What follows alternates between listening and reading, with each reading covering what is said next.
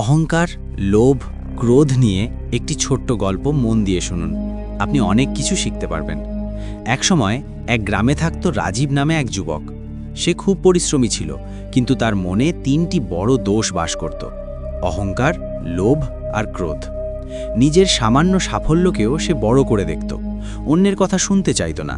কেউ কিছু বললেই সে রেগে যেত। একদিন রাজীব গভীর জঙ্গলের পথে যাচ্ছিল।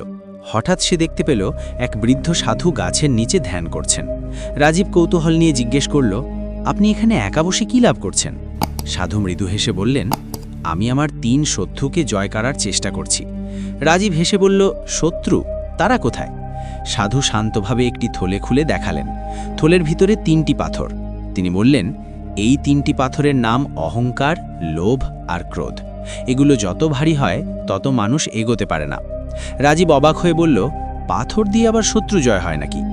সাধু বললেন, একটু থলেটা তুমি বহন করে দেখো। রাজীব থলেটা কাঁধে নিতেই হাঁটতে কষ্ট হতে লাগলো।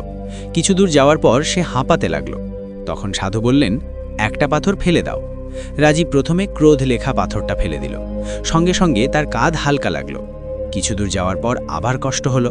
তখন সে লোভ লেখা পাথরটা ফেলে দিল। এবার পথ আরও সহজ হলো। শেষে সে অহংকার লেখা পাথরটাও ফেলে দিতেই থলে একেবারে ফাঁকা হয়ে গেল। রাজীব থমকে দাঁড়িয়ে বুঝতে পারল, যে দোষগুলো সে এতদিন শক্তি ভেবেছিল সেগুলোই তাকে দুর্বল করে রেখেছিল।